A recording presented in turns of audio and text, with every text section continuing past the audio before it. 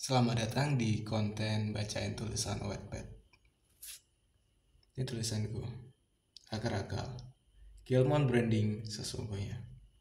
Kita mulai dari deskripsinya dulu. Oke. Awal penelitianku bermula dari rasa penasaran terhadap istilah branding. Sebuah istilah yang sering dipakai, tetapi selalu dijelaskan terlalu panjang, berbeda-beda, bahkan saling bertentangan. Ketidakjelasan itu mengusik pikiranku. Sejak saat itu, aku memutuskan untuk menyelaminya secara serius.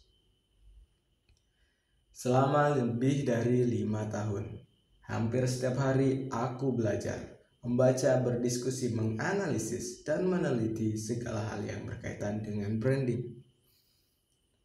Apa yang awalnya hanya rasa ingin tahu, berubah menjadi disiplin, kebiasaan, lalu membentuk satu bangunan pemikiran yang utuh. Penelitianku kemudian membawaku kepada keilmuan bahasa. Di sanalah akhirnya kusadari bahwa brand sejatinya setara dengan entitas. Dari sana semuanya menjadi terang. Segala sesuatu di dunia adalah entitas, bahkan ide, stigma, atau tokoh fiktif sekalipun. Dan setiap entitas hanya bisa eksis secara sosial apabila ia berhasil teridentifikasi. Proses identifikasi itu setelah kuamati bertahun-tahun selalu hadir dalam 3 bentuk. Nampak nggak tulisannya?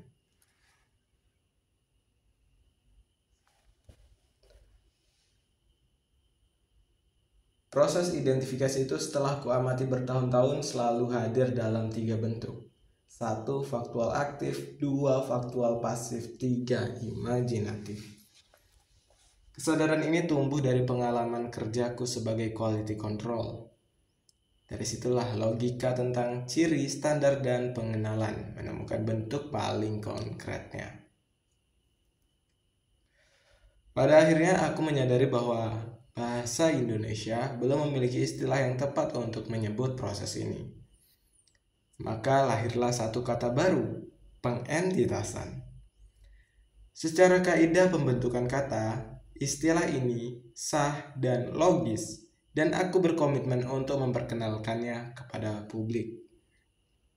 Inilah misiku, menjadikan istilah pengentitasan dikenal luas, dipakai oleh masyarakat, dan pada waktunya diakui sebagai bagian dari Kamus Besar Bahasa Indonesia atau KBBI. Buku Akar-Akal adalah pijakan awalnya, fondasi bagi bangunan ilmu yang akan berkembang setelah ini. Karena bagiku, branding bukan sekadar strategi komunikasi. Branding adalah pengentitasan, dan pengentitasan adalah bagian dari kodrat manusia untuk dikenali, dipahami, dan diingat. Ada Miftahul Huda, keilmuan branding sesungguhnya. Tertulis jelas di sini. Mana sih? Kok nggak nampak? Tapi ya udahlah itu. Mari kita baca dari pendahuluan.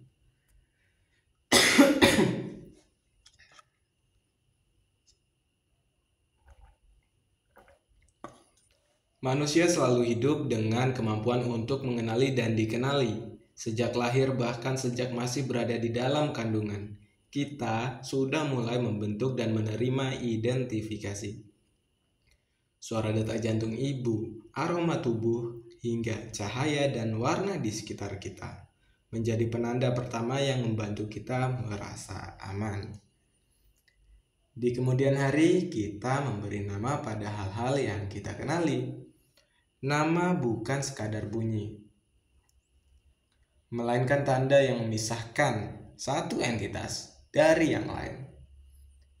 Seiring berjalannya waktu, kemampuan mengenali ini menjadi dasar bagi segala bentuk hubungan. Keluarga, kelompok, masyarakat, hingga negara. Istilah branding sering kita dengar di dunia bisnis atau pemasaran. Banyak yang menganggapnya sebatas soal logo, slogan, atau strategi komunikasi. Padahal jauh sebelum kata itu ada, branding telah berlangsung secara alami sebagai proses pengentitasan, menjadikan sesuatu dapat dikenali dan dibedakan. Kita mengenal tokoh legendaris dari zaman purba karena cerita, simbol atau tanda yang diwariskan. Kita mengenal kota atau negara karena ciri khas yang terekam dalam pikiran kita. Kadang berupa aroma, kadang berupa nada, warna, bahkan aturan. Itulah yang saya sebut sebagai identifikasi. Dalam buku ini saya ingin mengajak Anda kembali ke akar akal. Memahami bahwa branding pada hakikatnya adalah ilmu tentang identifikasi. Kemampuan mengenali dan dikenali adalah naluri hidup, bukan sekadar teknik pemasaran. Ketika kita melihat branding hanya sebagai strategi, kita seperti hanya memandang ujung ranting pohon. Untuk memahami kekuatannya, kita harus menggali hingga ke akar akal, ke asal-usul kemampuan kita mengenali sesuatu dan mengidentifikasi diri.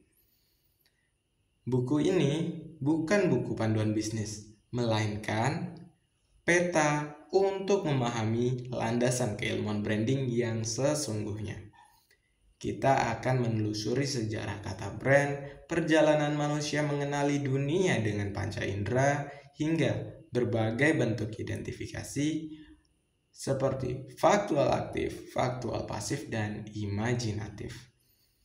Memahami akar akal berarti memahami bahwa branding tidak selalu perlu dipelajari atau diatur dengan strategi. Ia telah hidup bersama kita dan kita hanyalah mempelajari cara mengenali pola-pola yang ada.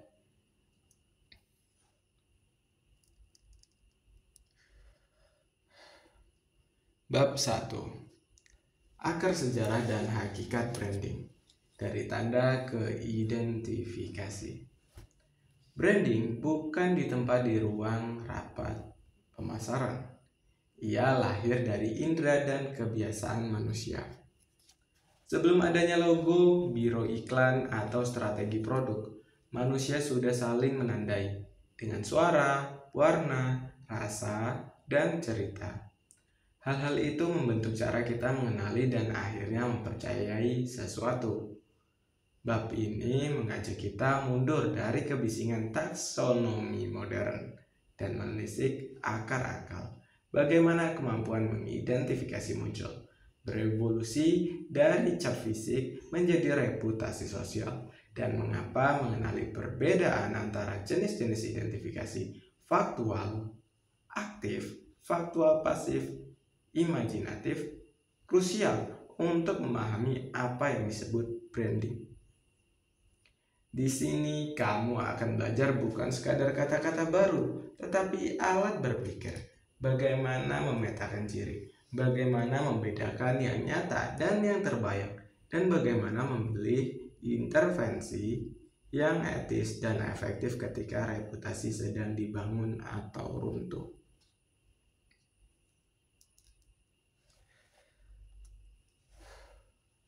1.1 Etimologi dari cap bakar ke kata brand. Kata brand hari ini terasa modern, diasosiasikan dengan logo, desain kemasan, atau kampanye pemasaran. Namun akarnya justru sangat purba, lebih tua daripada huruf. Kata brand berasal dari bahasa Inggris kuno brander, yang berarti membakar. Dalam bahasa Nordik kuno, brander merujuk pada kayu yang terbakar. Dalam praktik masyarakat peternak, to brand berarti memberi tanda bakar pada kulit ternak agar bisa dikenali siapa pemiliknya. Praktik memberi tanda bakar bukanlah soal gaya, itu urusan hidup mati dalam sistem ekonomi pastoral. Sistem ekonomi pastoral itu maksudnya dunia ekonomi peternakan. Pastoral tuh kayak gitu. Di padang penggembalaan luas, ternak dapat tercampur dengan milik orang lain. Tanda bakar menjadi alat identifikasi faktual aktif. Ia dibuat melalui tindakan yang nyata dan bisa dikenali oleh semua orang di sekitar. Seiring perjalanan waktu, tanda itu tidak hanya berfungsi untuk menunjukkan kepemilikan, ia perlahan menjadi penanda kualitas dan reputasi. Sapi dengan tanda tertentu mungkin terkenal gemuk, dagingnya lebih bagus, atau pemiliknya dikenal jujur dalam berdagang. Maka orang mulai membeli bukan hanya karena butuh sapi, tetapi karena percaya pada nama dan tanda. Perubahan ini penting. Dari tanda fisik menjadi makna sosial.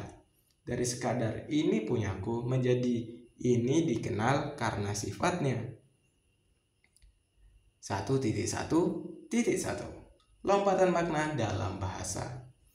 Di abad ke-16 hingga ke-18, brand di Eropa merujuk bukan hanya ke tanda bakar pada hewan, tetapi juga ke cat pada tong kayu, barel anggur, atau logam tempa yang menunjukkan asal-usul dan kualitas.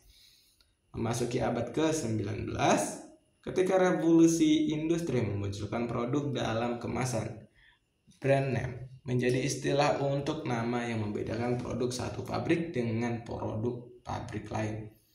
Di abad ke-20, ketika iklan massal dan media berkembang, brand kian diasosiasikan dengan citra dan reputasi yang melekat di benak publik melampaui sekadar tanda pada benda. Kita melihat makna brand bertransformasi mengikuti perubahan cara manusia mengidentifikasi sesuatu di lingkungannya. Jejak awalnya tidak pernah hilang. Di balik logo modern, tetap ada kebutuhan manusia untuk berkata, yang ini bisa dikenali, yang ini memiliki sejarah dan sifat tertentu.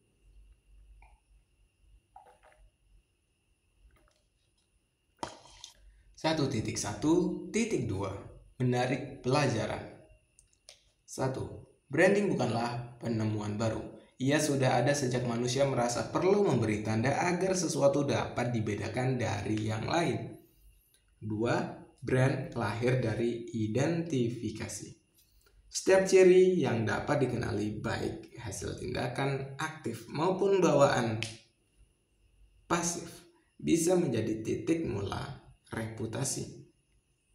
3. Perubahan media dan skala mempengaruhi cara tanda itu bekerja, tetapi tidak mengubah hakikatnya. Dari api yang membakar kulit sapi hingga piksel di layar ponsel, semua adalah sarana memperlihatkan ciri yang dapat diingat orang lain. Dalam kerangka buku ini, pemahaman etimologis bukan sekadar sejarah kata. Ia mengingatkan kita, sebelum mengotak-atik strategi, kita perlu memahami akar alami pengentitasan yang membuat sesuatu menjadi brand di mata manusia.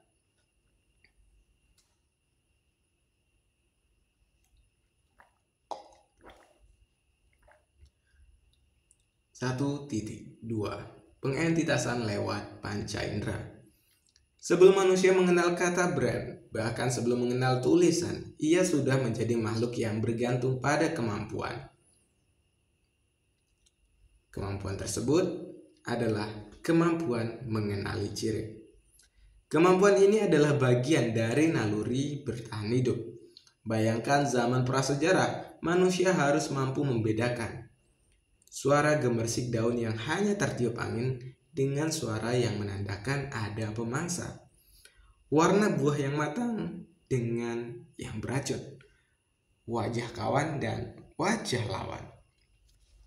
Tanpa kemampuan mengidentifikasi melalui panca indera, tak mungkin manusia bisa membentuk kelompok sosial, memelihara hewan, atau mengembangkan budaya. 1.2.1 Panca indera sebagai alat branding paling awal. Branding bukan dimulai di pasar modern, tetapi di padang, hutan, gua. Sejak dulu, manusia mempercayai ciri yang dapat ditangkap oleh 1. Penglihatan atau visual. Warna, bentuk, simbol, tanda di kulit hewan, atau bahkan potongan rambut menjadi pembeda yang pertama kali digunakan. 2. Pendengaran atau auditory. Suara tertentu mengidentifikasi bahaya atau kawan. Lagu rakyat dan seruan perang menjadi alat identifikasi kelompok. 3. Penciuman atau olfaktori. Aroma dedaunan, asap atau keringat menjadi penanda wilayah, makanan atau ritual. 4. Pengecapan atau gustatori. Rasa buah, daging atau minuman tertentu menjadi bagian dari ciri yang diingat. 5. Perabaan atau taktil. Rasa buah, 5. Perabaan atau taktil. Tekstur alat, kulit hewan atau kain membantu manusia membedakan bahan yang digunakan. Setiap ciri panca indera yang bisa diulang dan dikenali kembali lambat laun menjadi ciri pengentitasan. 1.2.2 dari panca indera ke simbol. Seiring waktu, manusia tak hanya mengandalkan kesan langsung dari panca indera. Ia mulai menciptakan tanda-tanda yang mewakili pengalaman panca inderanya. Tato atau lukisan tubuh untuk menunjukkan status dalam suku. Hal tersebut tergolong identifikasi faktual aktif.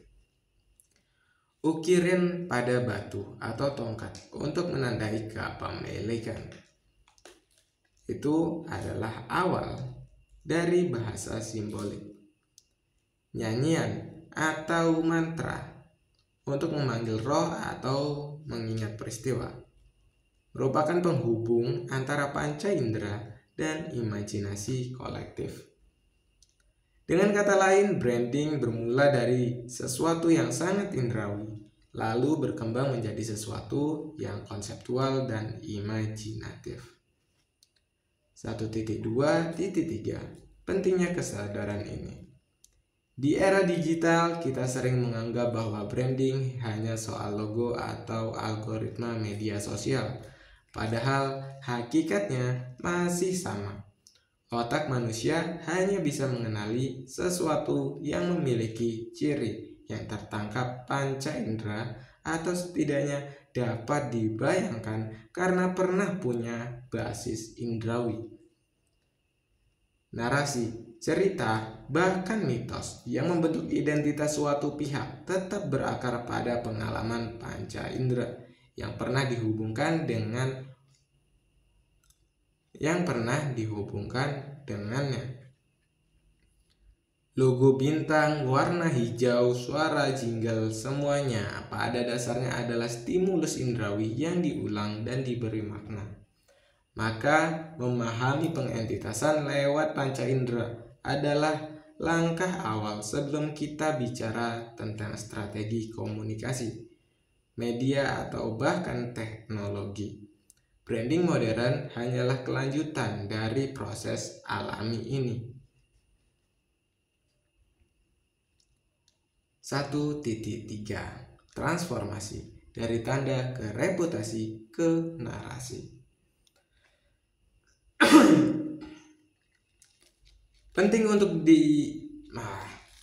Penting untuk kita pahami bahwa branding bukanlah ciptaan industri modern, melainkan proses alami yang dialami semua pihak yang dapat dikenali. Yang berubah hanyalah cara dan alatnya. Untuk melihat alur besarnya, kita perlu menelusuri bagaimana tanda indrawi berkembang menjadi reputasi sosial lalu dilipat gandakan melalui narasi. 1.3.1 Tahap 1 Tanda fisik. Cap, bentuk, bunyi. Tahap paling awal adalah tanda yang berwujud nyata dan dapat diulang. Contoh sejarah: cap bakar pada ternak menandai kepemilikan. Bentuk wadah atau gerabah khas memudahkan orang mengenali pembuatnya.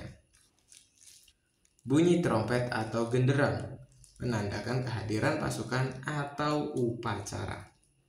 Di tahap ini tanda masih lokal dan bersandar pada panca indera. Belum ada narasi panjang atau reputasi yang menyebar luas. Yang ada hanyalah penanda yang bisa dikenali secara langsung. 1.3.2 Tahap 2 Pengulangan. ke kepercayaan, ke reputasi. Ketika tanda digunakan berulang kali dan selalu dikaitkan dengan hasil atau perilaku yang konsisten, tanda itu mulai memiliki makna sosial. Contoh, petani yang selalu menggunakan cap yang sama pada karung gandumnya dan selalu mengirim hasil yang baik. Cap itu menjadi penanda kualitas. Tukang besi yang selalu menandai golok buatannya dengan ukiran khusus, itu mengartikan lambang keahlian. Lambat laun, orang tidak hanya mengenali tanda itu, tetapi juga menaruh harapan dan penilaian terhadapnya. Disinilah reputasi lahir. Reputasi adalah hasil pengulangan yang konsisten dan dikenali. Tanpa pengulangan, tanda hanyalah tanda mati.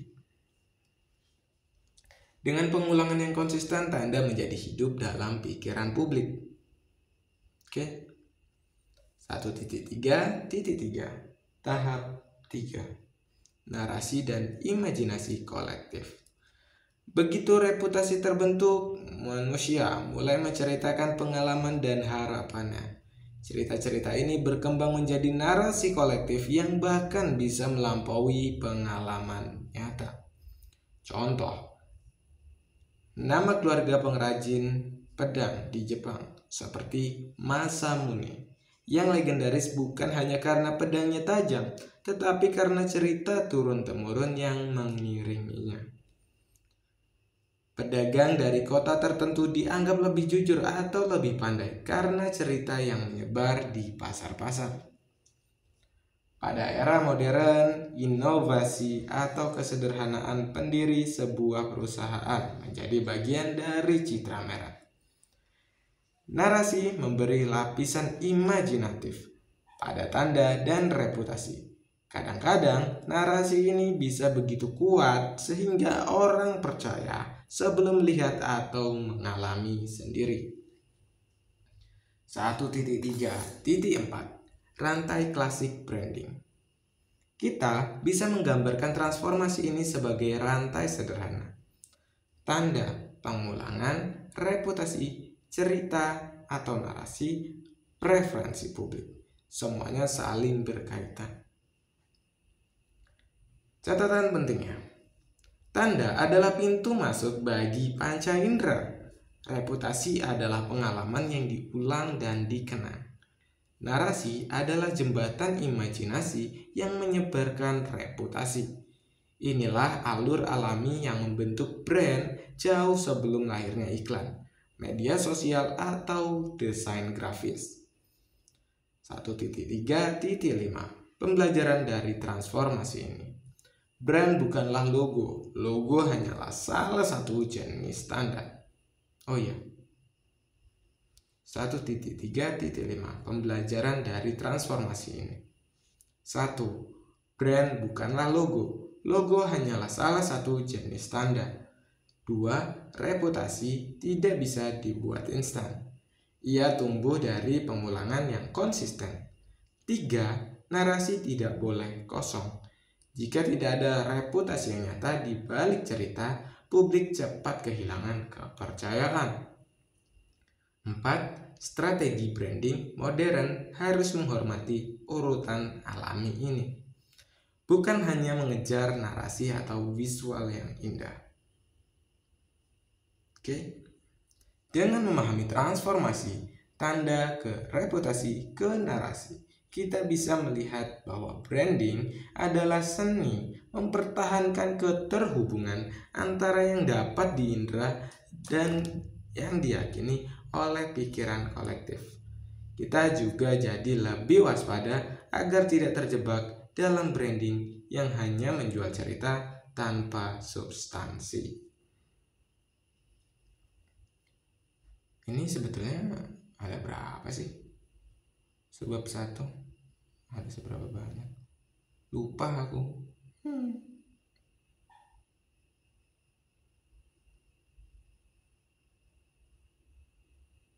Oh, sampai 1.15 ya.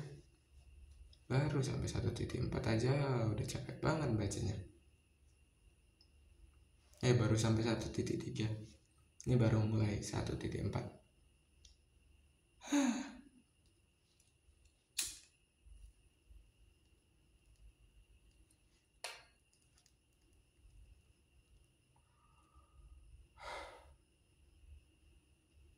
Satu titik empat, praktik branding pra-industri.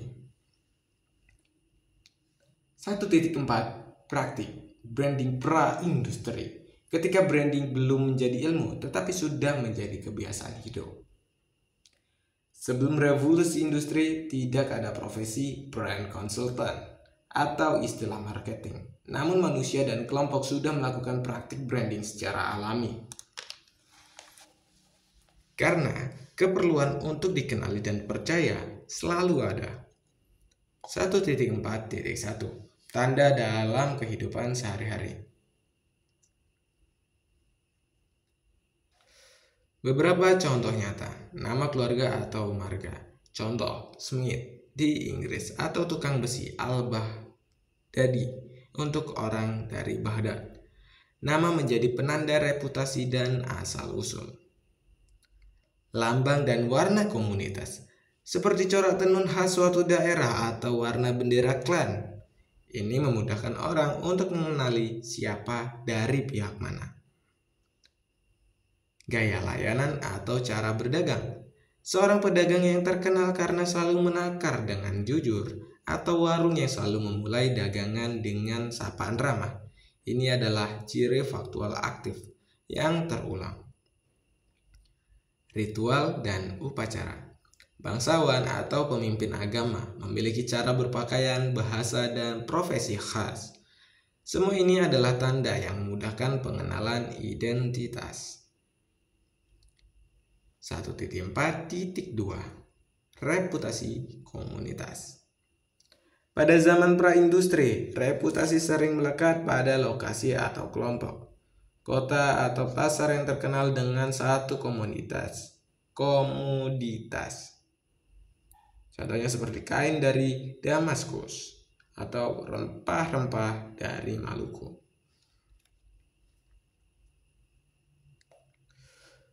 Keluarga atau guild alias perkumpulan tukang yang dikenal dengan kualitas tertentu. Desa yang dikenal karena upacara atau keseniannya. Branding di era ini belum dipisahkan dari kehidupan sosial. Yang disebut merek sebenarnya adalah identitas kolektif yang muncul karena pola pengulangan dan pengakuan. 1.4.3, panca indera sebagai media utama. Karena belum ada media cetak massal atau iklan radio, branding berjalan melalui panca indera secara langsung. Mata mengidentifikasi bentuk warna cap pakaian. Telinga mengidentifikasi bahasa, logat, nyanyian, slogan lisan. Hidung mengidentifikasi bau rempah atau aroma roti dari tukang roti tertentu. Lidah mengidentifikasi rasa khas suatu daerah atau produk. Sentuhan mengidentifikasi tekstur kain, kehalusan logam, cara berjabat tangan. Inilah bukti bahwa branding sesungguhnya adalah soal identifikasi indrawi yang kemudian diingat.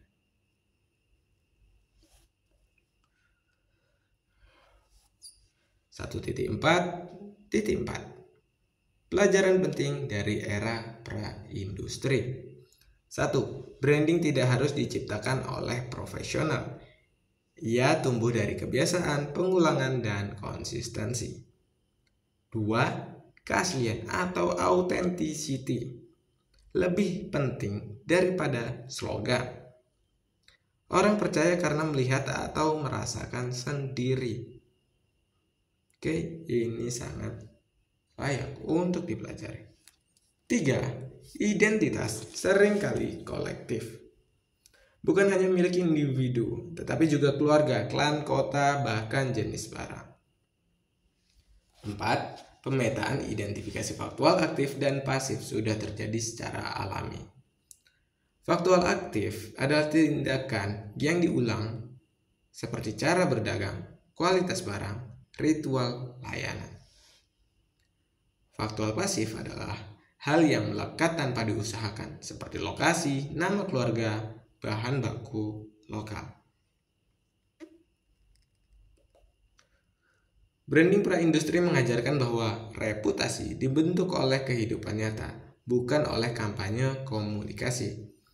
Inilah fondasi bagi pembahasan selanjutnya tentang bagaimana revolusi industri dan media mengubah cara penyebaran reputasi tanpa mengubah hakikatnya.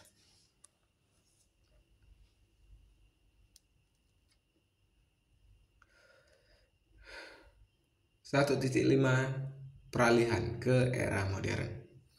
Ketika tanda-tanda lama bertemu dengan mesin, media, dan pasar massal. Revolusi industri bukanlah awal dari branding, tetapi awal dari percepatan dan perluasan pengaruh branding. Proses pengentitasan yang tadinya berlangsung secara lokal dan alami, mulai mengalami percepatan karena teknologi produksi dan media komunikasi.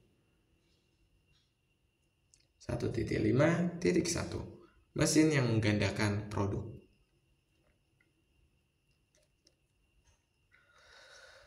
Sebelum revolusi industri, barang dibuat oleh pengrajin atau kelompok keluarga tertentu.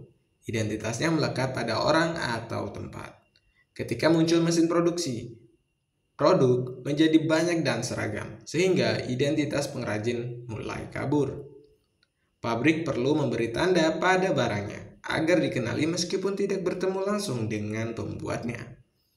Mulailah muncul cap pabrik, stempel, label, dan kemasan. Perubahan ini menunjukkan bahwa branding menjadi alat untuk mempertahankan identifikasi ketika hubungan personal menghilang. 1.5.2 Media cetak dan iklan. Dengan hadirnya koran, majalah, dan poster, tanda seperti logo, nama, slogan tidak hanya menempel pada produk, tetapi juga bisa dipromosikan ke luar tempat produksi. Pihak produsen mulai membangun citra atau hal-hal imajinatif di luar fakta produk. Cerita tentang merek mulai menyebar lebih cepat daripada barangnya. Disinilah peran identifikasi imajinatif mulai menonjol dan berkembang menjadi bidang tersendiri dalam branding. 1.5.3 Transportasi dan perdagangan global. Kereta api, kapal uap, dan kemudian pesawat membuat merek tidak lagi terbatas di satu kota atau wilayah. Tantangan baru, bagaimana orang yang tidak pernah melihat pabrik atau bertemu pembuatnya bisa percaya pada produk? Jawabannya, reputasi diwakili oleh tanda, cerita, dan kesaksian orang lain. 1.5.4 Lahirnya profesi baru. Pergeseran ini melahirkan agen iklan dan periklanan modern di abad ke-19. Kemudian konsultan branding pada abad ke-20. Terus strategi komunikasi identitas untuk mempertahankan atau memperluas reputasi. Namun di balik semua perkembangan profesional ini, hakikat branding tetap sama. Bagaimana sesuatu dapat dikenali, diingat, dan dipercaya. 1.5.5 Pelajaran dari peralihan ke era modern.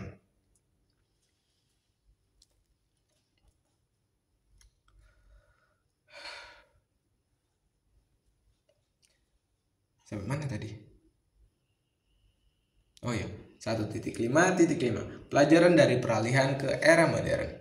1. Media memperluas jangkauan identifikasi, bukan mengubah hakikatnya. Branding tetap tentang pengenalan melalui tanda dan pengalaman. 2. Peran cerita dan simbol semakin penting, karena konsumen tidak lagi melihat atau mengenal pembuat barang. 3. Keterpisahan antara produk dan pembuat menciptakan kebutuhan baru, identitas yang konsisten. 4. Muncul ketegangan antara faktual dan imajinatif. Orang bisa membangun reputasi dengan cerita yang menarik, walau kadang tidak sejalan dengan kualitas nyata. Pembahasan ini menjadi penghubung menuju subbab berikutnya yang akan membahas secara lebih mendalam 3 ragam identifikasi, faktual aktif, faktual pasif, dan imajinatif. Agar kita bisa membedakan di mana yang berakar pada kenyataan dan mana yang lebih berupa persepsi.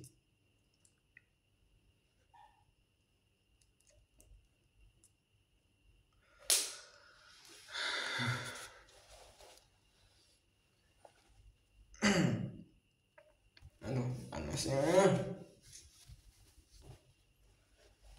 Harusnya pakai kipas ini. 1.6 3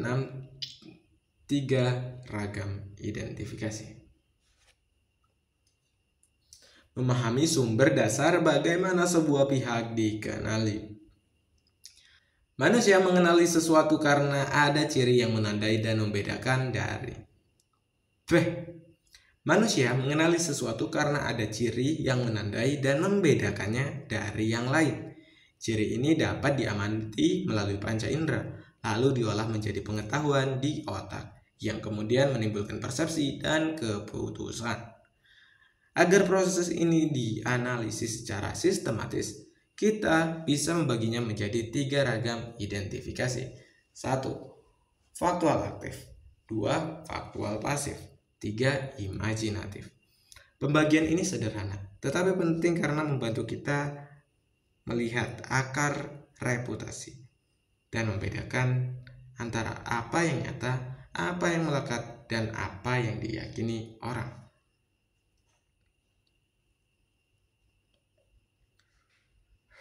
Satu titik 6.1 Faktual aktif.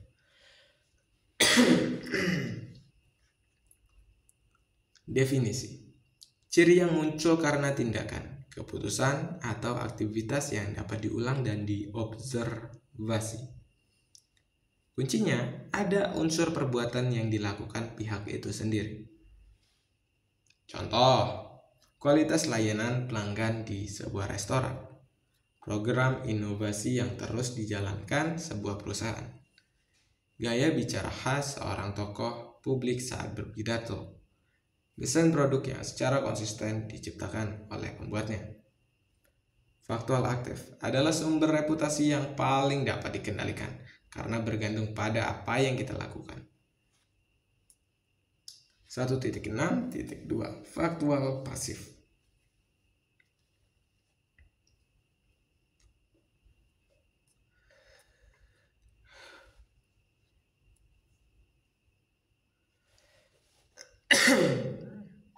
Ciri yang melekat pada pihak itu tanpa tindakan baru adalah definisinya. Bisa berasal dari kondisi alami, warisan, atau latar belakang yang tidak dipilih. Kuncinya ada unsur ditemui atau diwarisi, bukan diupayakan. Contoh, lokasi geografis, misalnya kopi Gayo atau anggur Bordeaux. Sejarah berdirinya, misalnya universitas tertua di suatu negara. Warisan keluarga atau asal-usul budaya. Warna kulit, tinggi badan, atau suara khas seseorang. Segala hal tentang genetika. Mengapa ini penting? Faktual pasif sering menjadi landasan awal identifikasi dan dapat dimanfaatkan sebagai kekuatan jika dikenali dan diolah dengan tepat. 1.6.3 Definisi dari imajinatif. 1.6.3 Imajinatif. Definisinya: ciri yang hidup di dalam benak orang lain, berupa gambaran, kesan, cerita, atau mitos yang tidak selalu sesuai dengan fakta. Kuncinya ada unsur persepsi publik, bukan hakikat yang melekat atau tindakan yang nyata. Contoh, citra bahwa suatu kota romantis seperti Paris, meskipun tak semua sudutnya demikian. Pandangan bahwa suatu merek lebih premium karena strategi, narasi, dan desainnya. Mitos kepahlawanan, seorang tokoh sejarah yang dibentuk lewat cerita turun-temurun. Kekhawatiran publik terhadap teknologi tertentu karena rumor. Mengapa penting? Imajinatif dapat memperkuat atau melemahkan reputasi. Ia tak sepenuhnya bisa dikendalikan, tetapi bisa diarahkan melalui konsistensi ciri faktual dan komunikasi yang bijak. 1.6.4 Hubungan ketiganya. Ketika ragam ini tidak terpisah total, mereka saling berkait. Faktual aktif memberi bahan nyata bagi identifikasi. Faktual pasif menjadi latar atau titik awal. Imajinatif terbentuk dari resonansi dua yang lain, ditambah tafsir publik. Branding yang berkelanjutan biasanya bertumpu pada faktual aktif yang konsisten memanfaatkan faktual pasif dan dikelola agar imajinatif publik tidak menyimpang terlalu jauh. 1.6.5 Mengapa ini penting bagi keilmuan branding? Kebanyakan orang mengira branding hanya tentang logo, tagline, kampanye, iklan. Padahal semua itu hanyalah alat bantu untuk mengangkat atau memperkuat salah satu jenis identifikasi. Dengan membedakan 3 ragam identifikasi ini, kita bisa mengurai branding hingga ke akarnya, sehingga tidak terjebak mengejar simbol tanpa mengurus kenyataan. Kotak refleksi. Coba pikirkan sebuah warung makan di kampungmu dan sebuah restoran dan sebuah restoran besar di kota. Apa yang menjadi faktual aktif mereka? Apa yang menjadi faktual pasif? Apa yang menjadi imajinatif di mata pelanggannya? Latihan ini menolong kita melihat bahwa branding terjadi di semua skala, bahkan sebelum istilah ini ada.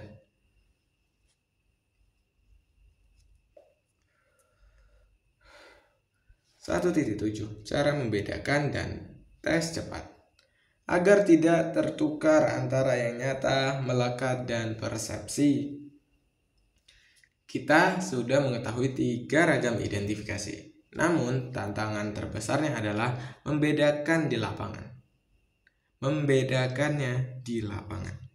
Banyak orang salah kaprah karena mencampur adukan ketiganya. Misalnya menyangka reputasi lahir dari logo, padahal logo hanya alat untuk memperkuat ciri lain. Di sini kita akan menyusun alat pikir sederhana. 1. 3 pertanyaan kunci. 2. Tabel pemetaan cepat. 3. Latihan mini. 1.7.1 3 pertanyaan kunci. Gunakan 3 pertanyaan ini untuk setiap ciri yang hendak diidentifikasi. 1. Apakah ini berasal dari tindakan atau keputusan yang bisa diulang? Jika iya, maka termasuk faktual aktif. Misalnya aku menggunakan topi. Tiap kali ketemu teman. Nah, teman-teman bakalan tahu kalau itu bagian dari faktual aktifku. Nah, segala hal faktual aktif ini tergolong atribut, bisa dikenakan dan dilepaskan sewaktu-waktu.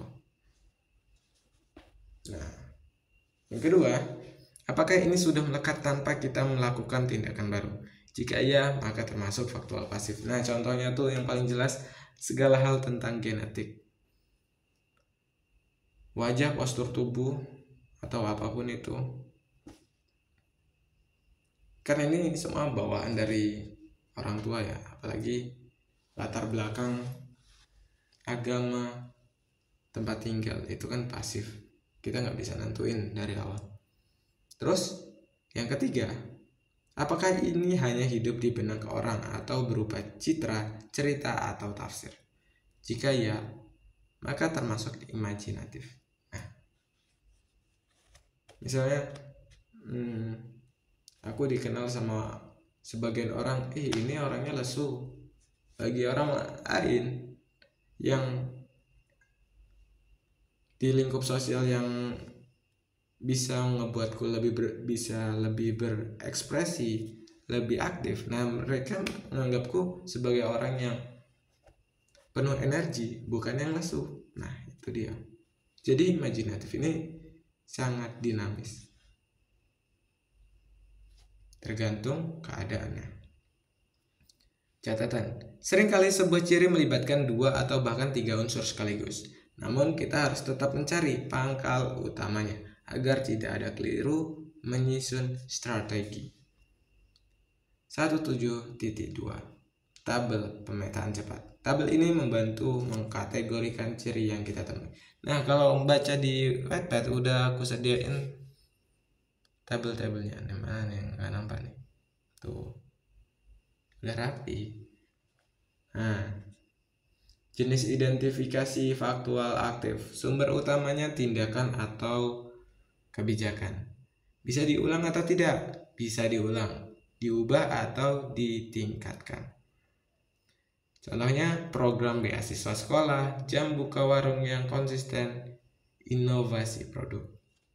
Ya, kayak tadi segala atribut kita dalam sehari-hari.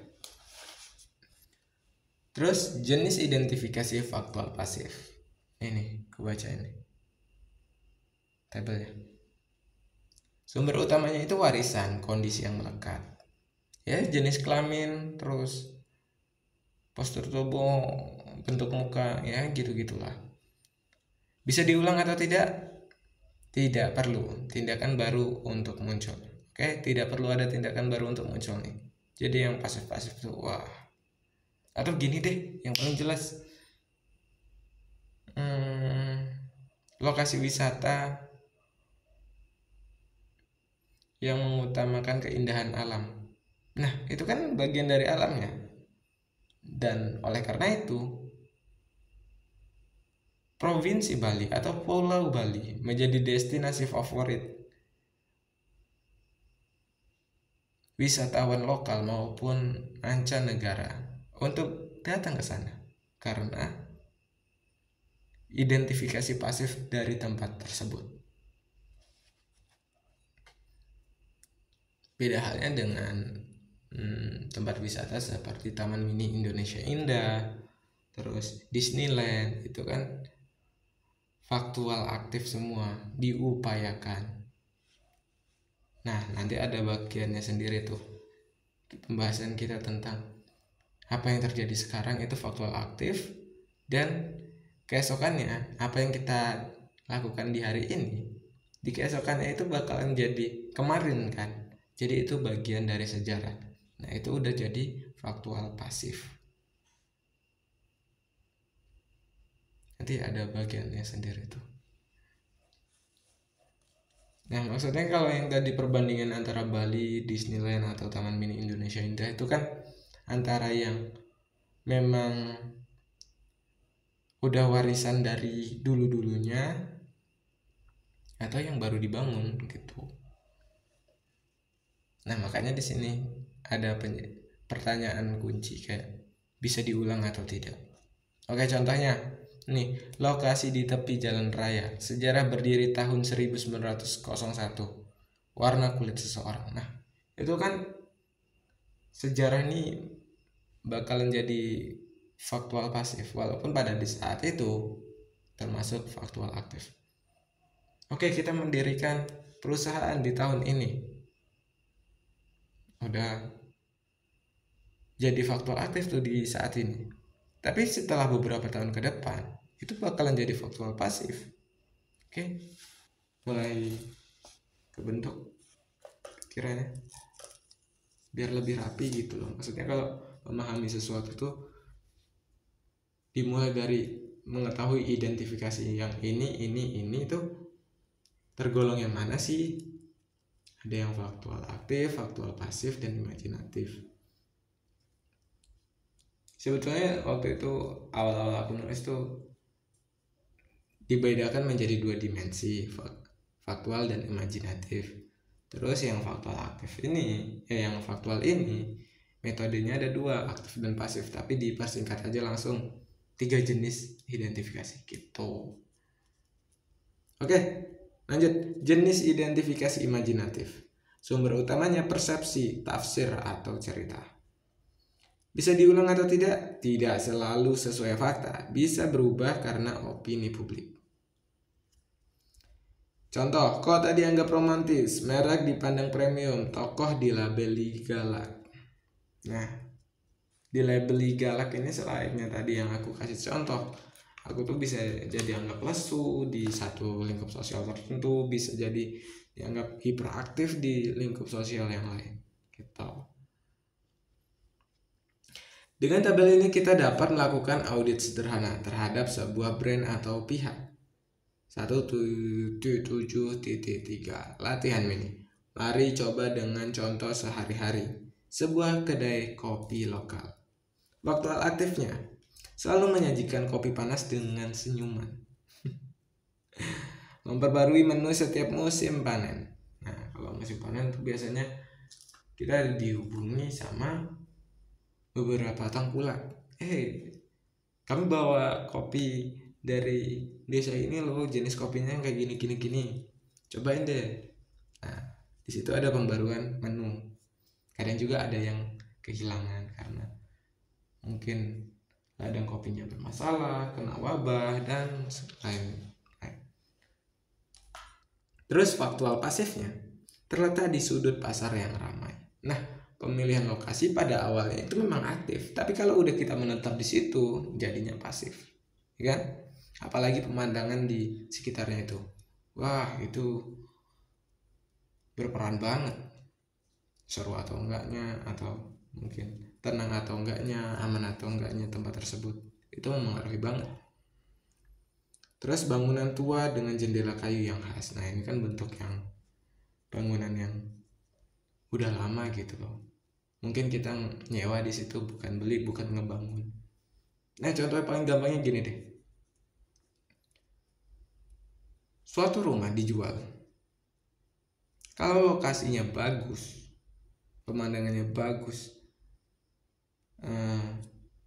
tempatnya itu terkenal aman, nggak pernah ada kejahatan, otomatis nilai jualnya itu bakalan cenderung stabil.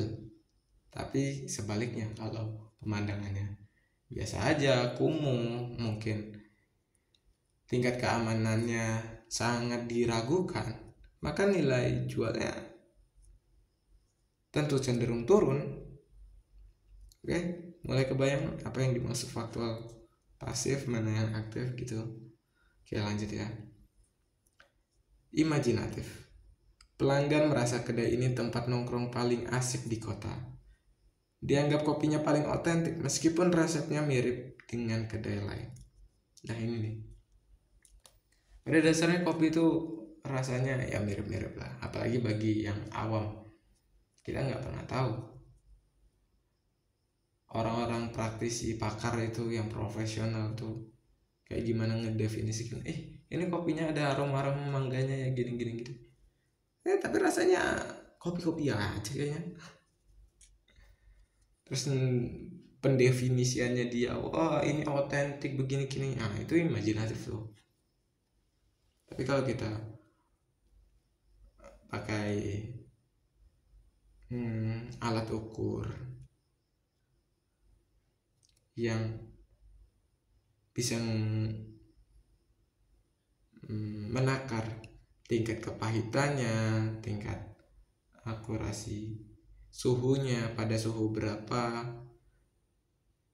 tertentu gitu, suhu tertentu tentu kenikmatannya berbeda gitu kan, beda-beda. Terus juga tingkat keasamannya dari si kopi itu kan beda pasti. Misalnya dijajarkan beberapa kopi gitu kan, berapa jenis minuman kopi, terus dicobain satu persatu. Tapi performanya ini yang paling terakhir dicoba ini, padahal pas lagi anget-angetnya, tapi dia dapat ke bagian diceknya itu yang paling terakhir. Mungkin aja rasanya mulai berkurang, nggak dapat peak performanya lah, performa paling optimalnya gitu. Oke. Dari sini latihan ini menunjukkan bahwa branding bukanlah hasil tempelan simbol semata, melainkan lahir dari interaksi antara ciri nyata, kondisi melekat, dan persepsi publik. 1.7.4 Kiat menghindari kekeliruan. Beberapa kesalahan umum yang perlu dihindari. Menyangka imajinasi publik sebagai fakta mutlak. Nah ini dia yang sering terjebak. Kita tuh sering berpedoman sama orang-orang yang dianggap lebih pintar, pakaiannya rapi, atau influencers dan sebagaimana macamnya. yang dia bikin pernyataan terus kita percaya mentah-mentah, itu salah banget sih. Harus ada validasinya dulu. Tapi kita bisa mempercayai beberapa orang yang memang diakui kredibilitasnya. Oke. Menyangka imajinasi publik sebagai fakta mutlak, padahal bisa jadi hanya opini yang bisa berubah. Nah, itu dia. Mengabaikan faktual pasif karena dianggap tidak penting. Padahal ciri bawaan lokasi sejarah atau budaya sering menjadi kekuatan khas. Terlalu sibuk memoles simbol tanpa memperbaiki fakta. Branding yang sehat harus bertumpu pada kenyataan yang baik. 1.7.5 Mengapa tes cepat ini krusial? Dengan alat pikir ini kita bisa menyusun strategi branding yang lebih hemat dan tepat sasaran, menghindari pemborosan biaya, promosi untuk mengubah citra semata, memperkuat reputasi alami yang sudah ada, mengarahkan komunikasi agar publik menangkap ciri yang benar. Branding yang efektif bukan soal menciptakan kesan, melainkan soal membantu orang mengenali yang sebenarnya sudah ada. Kotak refleksi, pilih satu pihak yang kamu kenal baik-baik. Pilih satu pihak yang kamu kenal baik, bisa teman, tokoh publik, atau usahamu sendiri. Tuliskan 3 ciri yang kamu pikirkan tentangnya, lalu klasifikasikan ke dalam tabel di atas. Perhatikan mana yang bisa kamu ubah atau perkuat. Udah capek, besok lagi 1.8. Ya udah, terima kasih udah dengerin, udah nonton. Kayaknya pun gak ada yang nonton selain diriku sendiri. Terima kasih diriku sendiri. Oke. Apa lagi ya?